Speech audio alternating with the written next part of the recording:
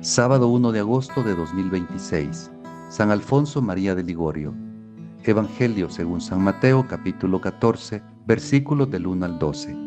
La fama de Jesús había llegado hasta el virrey Herodes, y dijo a sus servidores: Él es Juan Bautista. Juan ha resucitado de entre los muertos, y por eso actúan en él poderes milagrosos. Herodes había ordenado detener a Juan, lo había hecho encadenar y encerrar en la cárcel a causa de Herodías, esposa de su hermano Filipo, porque Juan le decía: la ley no te permite tenerla como esposa.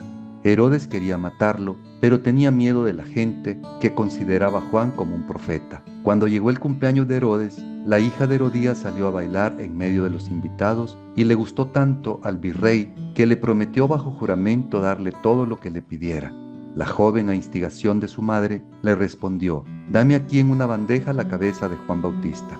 El rey se sintió muy molesto porque se había comprometido bajo juramento en presencia de los invitados. Aceptó entregársela y mandó decapitar a Juan en la cárcel. Su cabeza fue traída en una bandeja y entregada a la muchacha, quien a su vez se la llevó a su madre.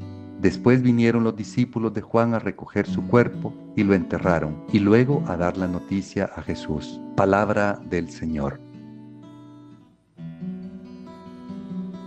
Herodes Antipas, sumergido en el lujo y las intrigas del poder romano, se convierte en el arquetipo del hombre que mantiene una relación ambivalente con la santidad.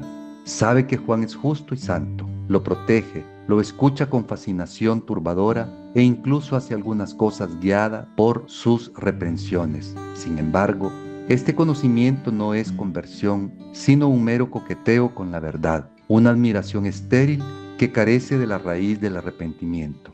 La falla fatal de Herodes no reside en la ignorancia del bien, sino en su esclavitud a las pasiones desordenadas y en el terror paralizante a la opinión pública.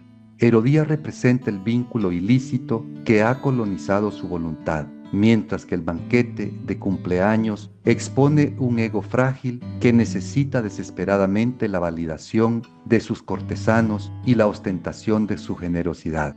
Cuando la hija de Herodías danza, el juramento imprudente que hace no es tanto un acto de bondad, sino una exhibición de poder y arrogancia, una trampa que él mismo se tiende para aparentar grandeza. En ese instante crucial, la conciencia es doblegada por el orgullo de no querer retractarse ante los invitados influyentes. Prefiere asesinar al mensajero de Dios antes que parecer débil o vacilante ante su séquito.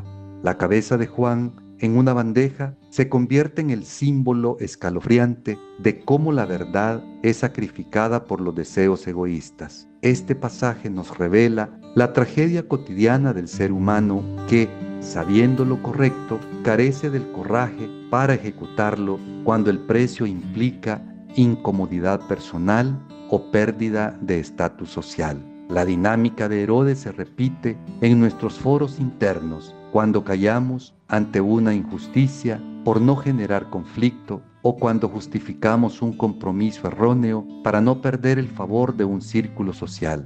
Su conciencia, aunque activa, está cautiva de una voluntad debilitada por el pecado consentido, mostrando que el mero conocimiento de lo que viene de Dios sin un cambio de vida es una clara señal de hipocresía. En marcado contraste con el monarca cobarde y vacilante, se erige la figura inquebrantable de Juan el Bautista, cuya existencia entera fue orquestada para allanar el camino del Señor, sin concesiones ni medias tintas.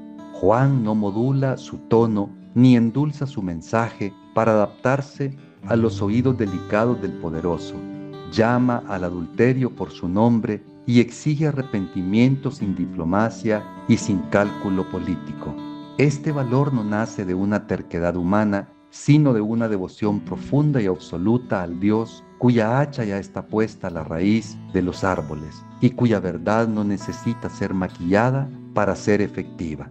Juan comprendió que el reino de los cielos no avanza mediante el compromiso ambiguo ni ganando concursos de popularidad, sino a través del testimonio radical de quienes se niegan a doblar la rodilla ante los ídolos de su época. Su decapitación en aquella mazmorra, a instancias de una muchacha que baila y de una reina desalmada, parece representar la derrota absoluta de la justicia por parte de las trivialidades y el entretenimiento mundano. Sin embargo, es precisamente en esta muerte sacrificada donde Juan completa su misión de manera paradigmática, ya que él debe disminuir para que Cristo crezca y su silencio en la tumba se convierte en la plataforma que impulsa el ministerio público de Jesús hacia su clímax redentor.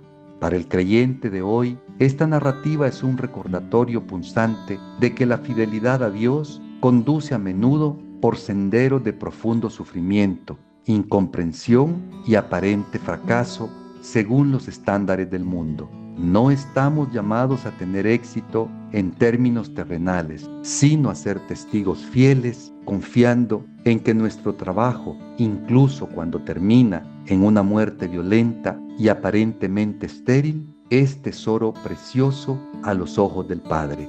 La pregunta incómoda que este texto nos graba en el alma es si estamos dispuestos a sostener la verdad de Dios sin adulterarla, así nos cueste el puesto, la amistad, la tranquilidad o la vida misma.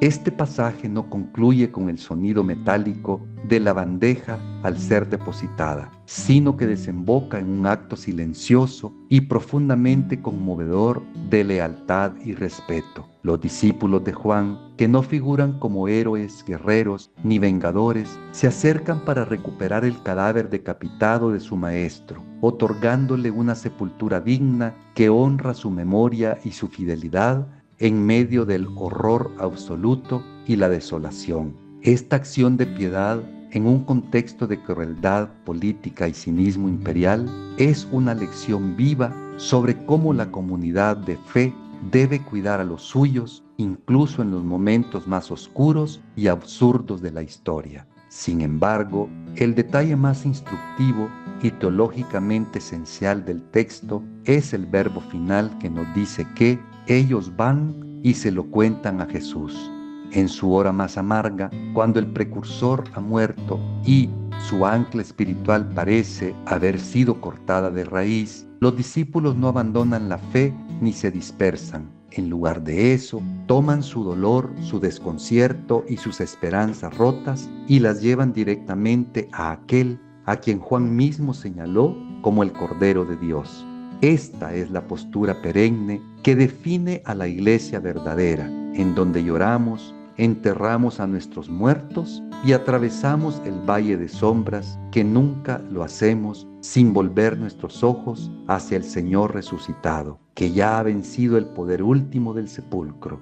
El mundo celebra sus banquetes sangrientos y se declaran victoriosos, pero los discípulos de Cristo cargan su sufrimiento hasta los pies de quien tiene las llaves de la muerte, transformando la derrota aparente en el umbral de la resurrección. Este pasaje nos invita a mirar más allá de la injusticia del momento presente y a discernir la soberanía de Dios que teje incluso las obras más oscuras en un tapiz de redención que se extiende más allá de la tumba. La fidelidad de Juan no fue en vano, y el gesto de sus discípulos nos enseña que la respuesta al mal no es la venganza ni el desaliento, sino la búsqueda renovada de Cristo, el autor y consumador de la fe. Me pregunto, ¿en qué áreas concretas de mi vida cotidiana he permitido que el miedo al que dirán, la presión social o el apego a un placer o ventaja secreta silencien mi conciencia, llevándome a ratificar con mi silencio o acción injusticias que en el fondo sé que están mal delante de Dios? ¿Estoy dispuesto a anunciar y vivir la verdad de Cristo sin adulterarla ni endulzarla para hacerla más aceptable, incluso si eso implica perder mi reputación, mi comodidad familiar o mi lugar privilegiado en la mesa de las influencias de este mundo que exige complicidad? Cuando enfrento pérdidas irreparables, traiciones dolorosas, o veo el triunfo aparente, escandaloso del mal sobre lo que es justo, me sumerjo en una desesperación estéril y quejumbrosa, o como los discípulos de Juan, tomo mi dolor, mi rabia y mi descontento y los llevo directamente a Jesús en oración creyendo firmemente que Él es la resurrección y la vida que reivindica toda injusticia más allá de la muerte. Una reflexión del Padre Carlos Manuel Álvarez Morales, sacerdote jesuita. Que Dios le bendiga.